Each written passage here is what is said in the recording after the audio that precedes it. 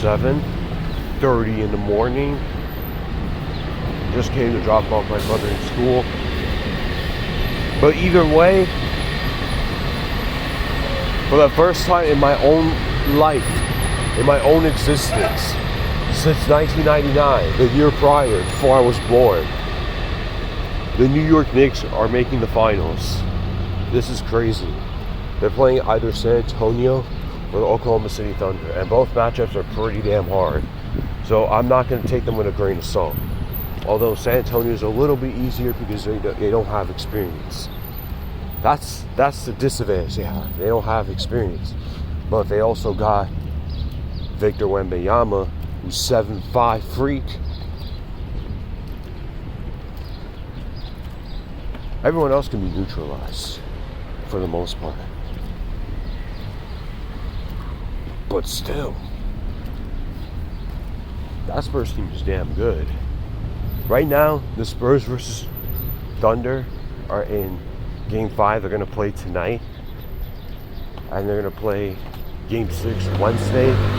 Right? No, Thursday. I mean. Ooh. These games are going to get tough. I don't know who we're playing against. We'll probably play against OKC if I were to literally choose. But I genuinely just want good basketball because they have more experience. They have like the experience advantage. But even then, the Spurs have overcame a lot of that disadvantage in certain cases. Bro, this team is only in year 3 being together. Year 3. Victor. I'm talking about in terms of the Victor Wemby timeline. They're only in year 3. And they're very close to making the finals. That's pretty freaking scary. And I know not all the years are going to be like, oh, they're always going to make the finals. But here's the thing, though. This team, the way it's constructed, it's not even close to perfection, which is okay. It's only his 3rd year. Again, it's insane how year 3, Wemby is displaying a lot of grit. He's not backing down from competition. He's fearless. He's actually really fearless. I'm older than him by 4 years. And he's in the NBA Finals and I'm a couch potato. Come on, man. Come on. Even if the Spurs lose these next 2 games, they overachieved a lot this year. They're going to be pretty much expected to be finals contenders automatically. Because eventually, somebody got to take down the bad boy Thunder. It's going to be Spurs Thunder Western Conference Finals for a while. Unless one of those teams get the injury bug. And even then, it's type scary. Ooh.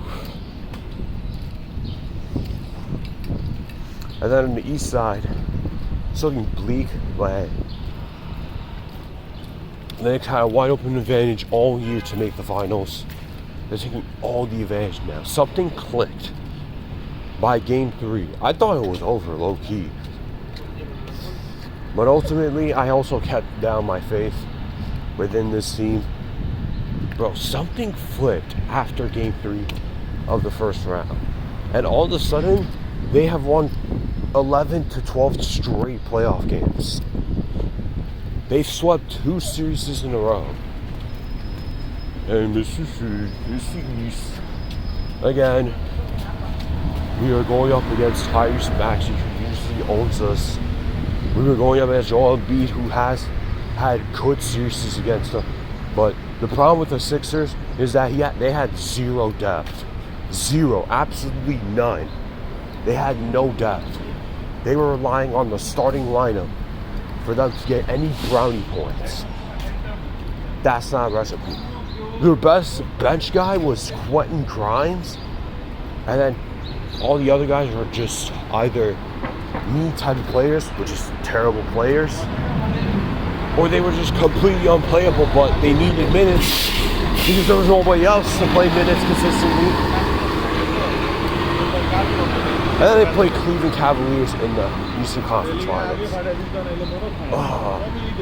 How is the competition even worse? How did the Atlanta Hawks give the Knicks more of a fight than the Sixers and the Cavs combined? The Cavs didn't even try making it competitive. The most they tried was game one when they were up 22 with like 7 minutes in the fourth quarter, and they choked that lead. After that, they gotten blown out by 15 plus points every game. They just completely gave up.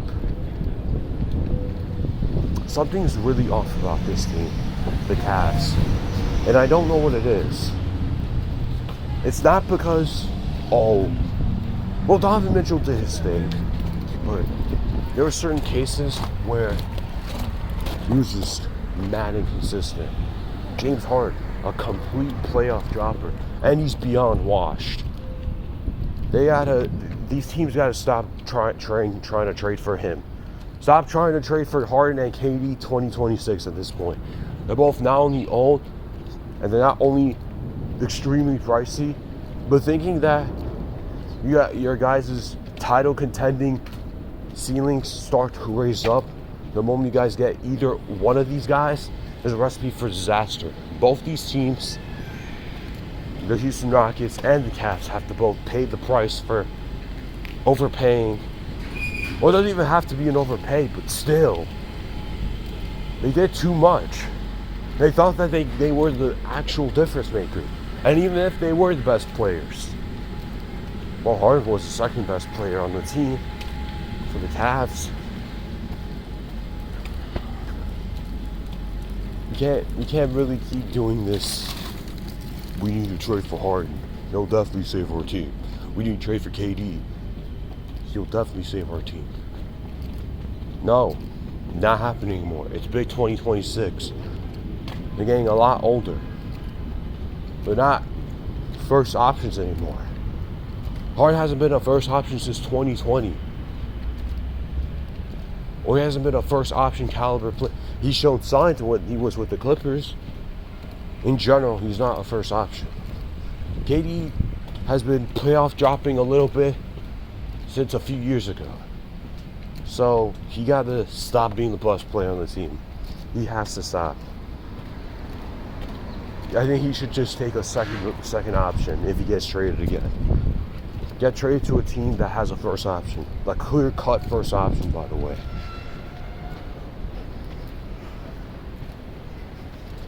So all these years that the New York teams are thriving a little bit, the Mets have to suck.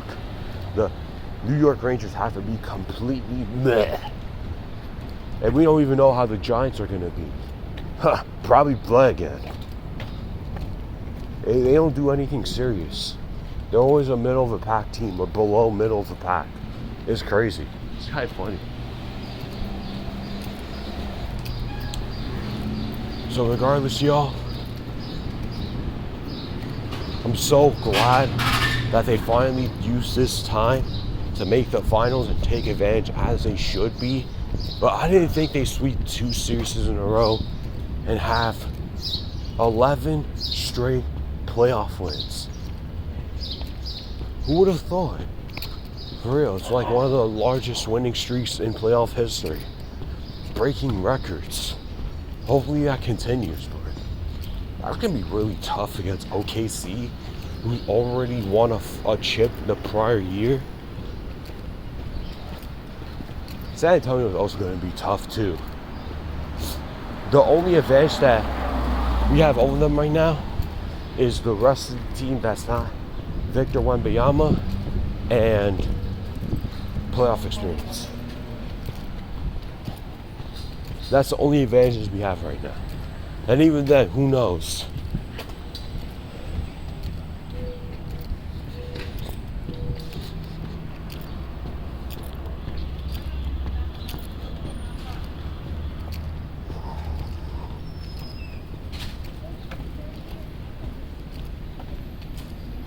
New York is going crazy. New York has been absolutely going bonkers for these playoffs. I bet yesterday was super, super rowdy. I think this entire rest of this week is going to be extremely rowdy in some areas. Ooh, this should be fun. But we do have to go back to we have to either go to San Antonio or Oklahoma for the first game of the finals. Either way, we're not gonna be home. We'll be home game 3 and game 4 and game 6. If there is a game 6.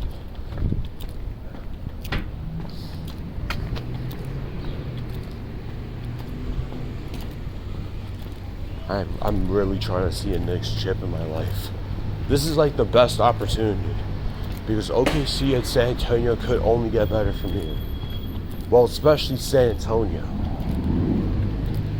The OKC, who knows what their team looks like in a few years because of the cap situation and Chet and Jalen Williams' contracts are already in the books. Since they signed the contract extensions, it kicks in. A lot of caps can be eaten up by Shea, by J-Dub, by Chet, and all the other guys. AJ Mitchell wants to get paid eventually. He's getting a bargain of contract. Eventually, guys like Isaiah Hartenstein, he might continue getting in the bag like $20 million a year. Life's crazy.